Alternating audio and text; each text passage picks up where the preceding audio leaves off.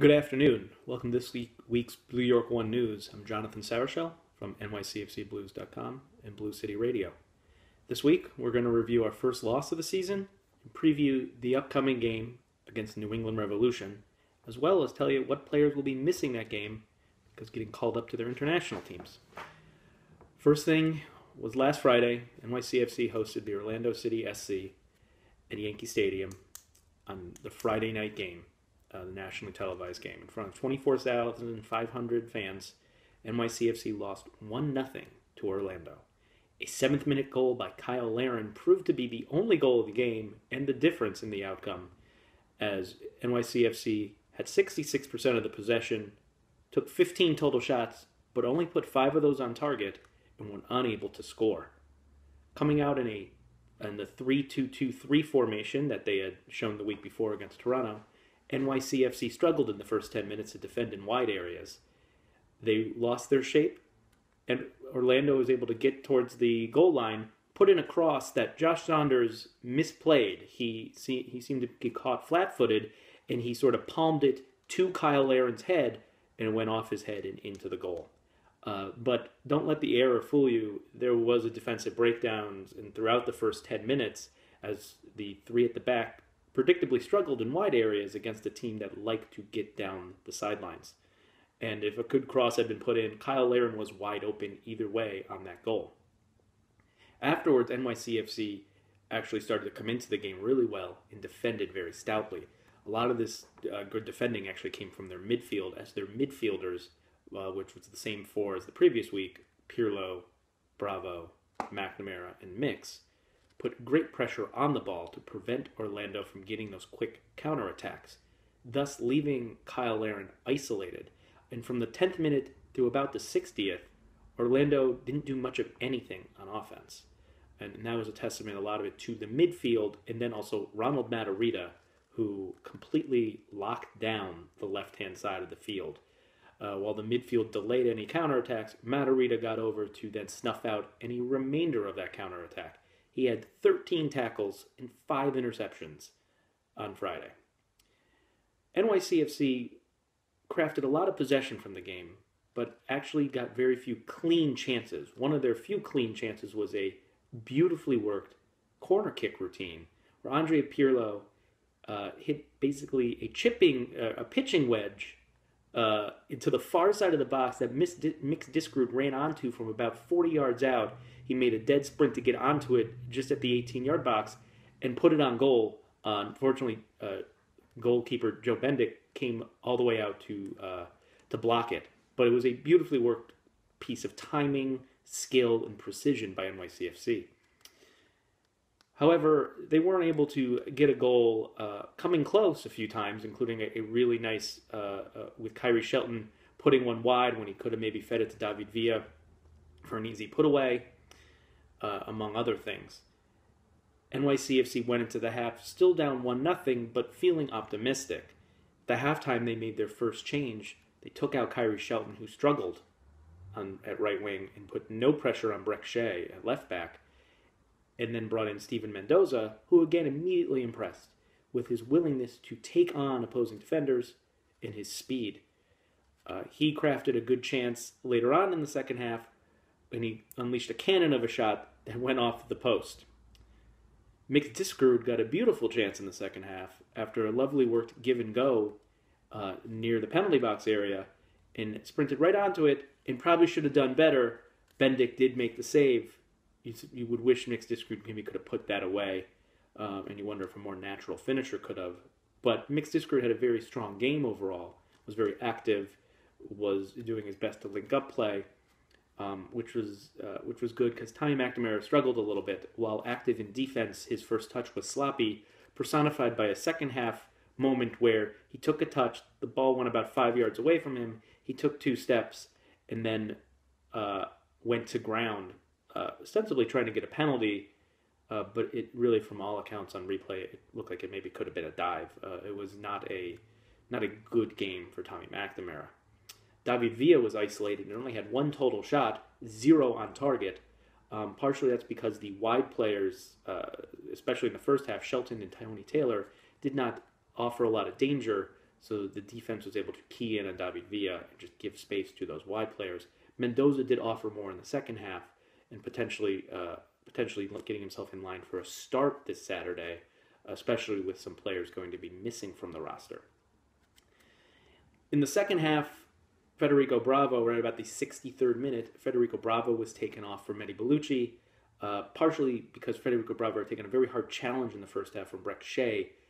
Could have been a card, maybe even a red card, and actually wasn't a card at all, but he got his ankle stomped on. Really rough challenge, and he was favoring it the rest of the game, so they did take him off. That certainly weakened the defense, and from that moment on, the game became a little bit more wide open, and Orlando was able to fashion some chances, including one where Josh Saunders was way out of position, and they should have scored into an open net, but delayed, and our defense was able to get back and cover. And then another occurrence where Jason Hernandez made a really last-minute great sliding tackle to clear the ball.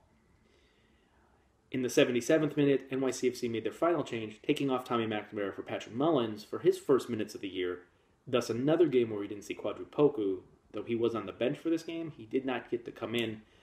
And after McNamara came in, NYCFC really struggled to even gain possession, playing in really what looked to be the 3-3-4 formation that had been talked about during the week. They struggled to keep the ball. Orlando seemed to be almost emboldened by this and continued to run at NYCFC, and it was a struggle the last 13-plus minutes of the game.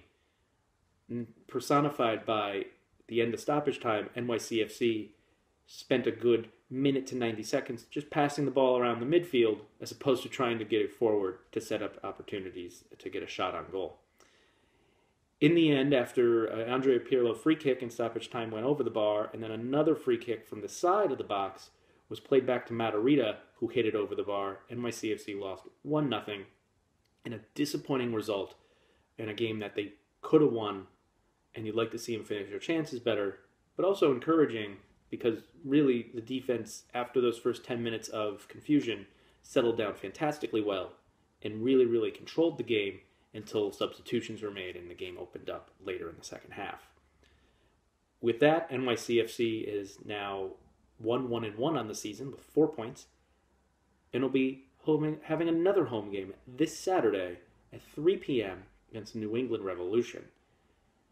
This game is interesting because of the players missing from this week's action. MLS only has 3 games going on this week. NYCFC happens to be in one of them. That is partially because this is a FIFA date, and there's many international competitions going on. Most notably, for our purposes, the United States men's national team has 2 World Cup qualifiers, Friday the 29th, Friday the 25th, and Tuesday the 29th. And the United States under-23 national team has their home-and-home series against Colombia, with the winner on aggregate getting the final spot in the Olympics later this summer in Rio de Janeiro, Brazil. The under-23 team, whose games are also on the 25th and 29th, has called up Kyrie Shelton to the team for those matches, so he will be missing the game on Saturday the 26th. The United States men's national team, the senior team, has called up Mix Diskerud, deservedly so, for their World Cup qualifiers on the 25th and the 29th as well. So he will also miss the match on Saturday. And Ronald Matarrita has been deservedly called up by the Costa Rican national team for their World Cup qualifiers, their CONCACAF World Cup qualifiers that are also in the coming week. He will miss the game on Saturday as well, and he has been probably our most consistent performer in the first 3 games of the season. So that could be a potentially huge loss for NYCFC. Mixed Diskerud's been playing very well. That also could be a loss, though you wonder if you might see Kwadwo Poku and perhaps even Frank Lampard, maybe? Who knows? Kyrie Shelton could be replaced by Steven Mendoza. You could end up seeing somebody like Shannon Gomez on the bench this week, or NYCFC could even change up their formation, or perhaps move David Villa out to a wing spot and put Patrick Mullins through the middle and keeping Tony Taylor on the right. We shall see how they line up on Saturday. There are options available for NYCFC, but there'll definitely be some changes as well.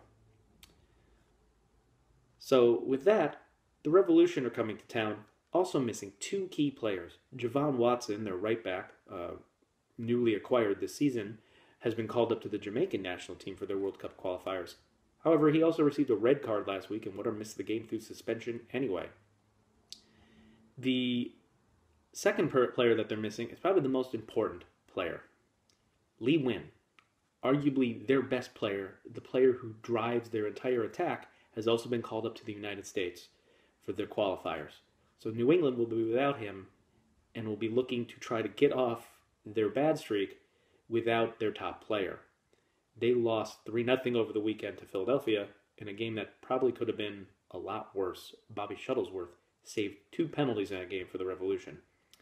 The Revolution have 2 points on the season with draws in their first 2 games and have only scored 3 goals total.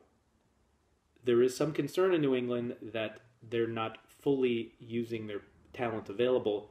While they have great attacking midfielders in Diego Fagundes, Kellen Rowe, Lee Nguyen, Teal Bunbury to an extent, as well as talented strikers in Juan Agudelo and Charlie Davies, their 4-2-3-1 formation has become partially stale, and with Lee Nguyen out, they could be in for a struggle to generate consistent offensive attack. Diego Fagundes, while immensely talented, is 21 years old and is still at a point in his career where he comes and goes within games. He can do magical things. He also might not show up at all. And it will be interesting to see which Diego Fagundes they get, or if they're able to craft chances with the players they have on the field. Of note also is that Charlie Davies missed last week with a hamstring strain, did not even make the bench. So it is possible that he does not play at all on Saturday either, and he is their best striker, their number 1 striker. Last week they started Teal Bunbury in that position, who struggled. Perhaps Juan Agudelo gets a start at Yankee Stadium. It'll be something to look out for. But New England struggles these first few games have been personified by their defense, which has been poor at times. Andrew Farrell is not settling in as a center back at this moment, and while talented, some wonder if his best position might be right back.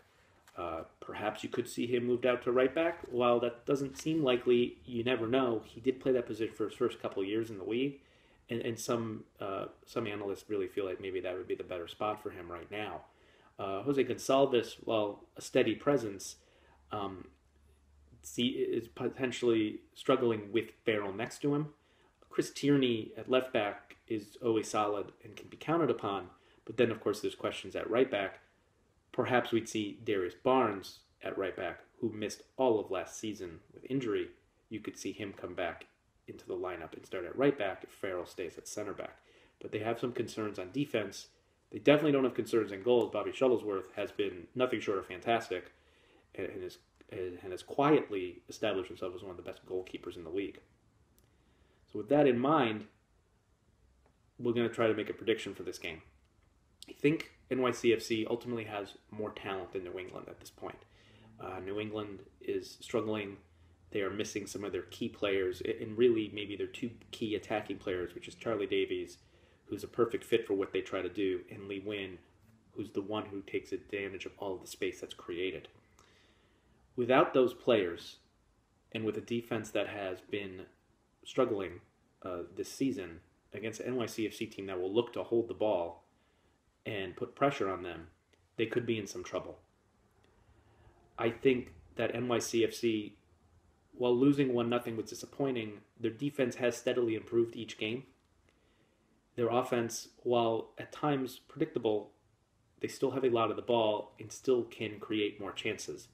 While they could have done better on Friday, that would have been their worst offensive performance of the season, and they still had chances to score goals and pretty clear chances. So the hope and the expectation is they could craft enough chances, and if they can put 1 or 2 away, that should be enough. With that being said, I think NYCFC will win this game 2-1. I don't know how they're going to line up. I don't know if they're going to line up 4 at the back or 3 at the back. We did see Andoni Iraola on Friday for his first action of the season, playing in the 3 at the back. It really is a right back, a classical right back. So maybe a 4 at the back would be a better fit for him. There are obviously questions who's going to replace Matarrita. There are options in the midfield, though, and the attack is fully functioning other than missing Shelton, though Mendoza could step in and potentially ably. So I think NYCFC will get the 2-1 victory, get 3 points going into a week off, and kind of get a nice break to reevaluate after 4 games and get ready for the next part of the season. And with that, I'm Jonathan Sauerschell from Blue York 1, NYCFCBlues.com, and Blue City Radio. Have a great week. NYCFC!